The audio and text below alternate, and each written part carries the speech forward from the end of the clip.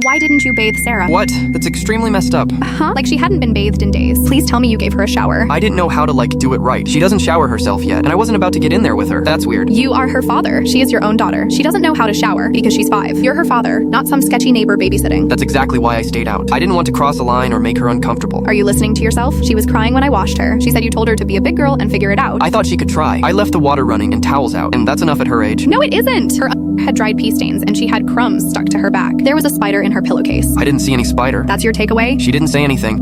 She just stayed in her room mostly. Because she was scared, because she was dirty and hungry and confused, and you treated her like she was your roommate. Actually, no. You wouldn't ignore your roommate's hygiene for 4 days straight. You don't get how hard this was for me. I'm a man. She's a little girl. The optics are terrible. She's your daughter. Not a stranger, not a liability. Your kid. I'm not trying to be some creep. I just didn't want her to grow up remembering her dad scrubbing her in the tub. What she will remember is her dad ignoring her, letting her sleep in dirty pajamas with crusted ketchup on her neck, brushing his teeth while she sat on the floor asking if she was allowed to eat yet. She was fine. She had cereal. Cantina app, I want to talk to Roastbot. Ready to roast? Who's the target? My husband who ignored our 5-year-old daughter when I was away for 5 days and won't bathe her because it's weird. Roast him hard. You left our daughter dirty and confused because your masculinity is so fragile it breaks under a faucet. If fatherhood makes you uncomfortable, maybe you should have kept it in your pants. Thank you, Roastbot. You left our daughter dirty and confused because your masculinity is so fragile it breaks under a faucet. If fatherhood makes you uncomfortable, maybe you should have kept it in your pants. That's enough. Whatever, try the Roastbot on the Cantina app. It's free. She is crying her eyes out saying you didn't even feed her. I ordered pizza. She is dramatic. And just left it by the door. She told me she thought she was in trouble because you wouldn't speak to her while handing her food. Do you understand how messed up that is? I didn't want to say the wrong thing. I didn't want to mess her up. You are messing her up with silence, with neglect, with fear. You're so afraid of being perceived. A certain way you forgot to actually be there. You're not a monster, David, but you're a coward. Don't talk to me like that. I have to, because she couldn't. She shook when I hugged her. Stop. Emily, you're being cruel. I'm doing my best. Your best smells like rotten milk and dried sweat. Your best left a child feeling unwanted in her own home. You think you're protecting her? No, you're protecting yourself from discomfort, from effort, from basic goddamn parenting. Fine. So I'm not perfect, but this doesn't mean you get to throw away my dignity. Dignity? You stood outside the bathroom door while your daughter cried in her own filth. And you're worried about your dignity? You're throwing away years over this. Over a couple of days where things got overwhelming. No, I'm throwing away the illusion that you were ever ready for fatherhood. You didn't fail as a husband, you failed as a dad, and that's worse. You need to calm down. She had rashes, David. I asked her what happened and she said,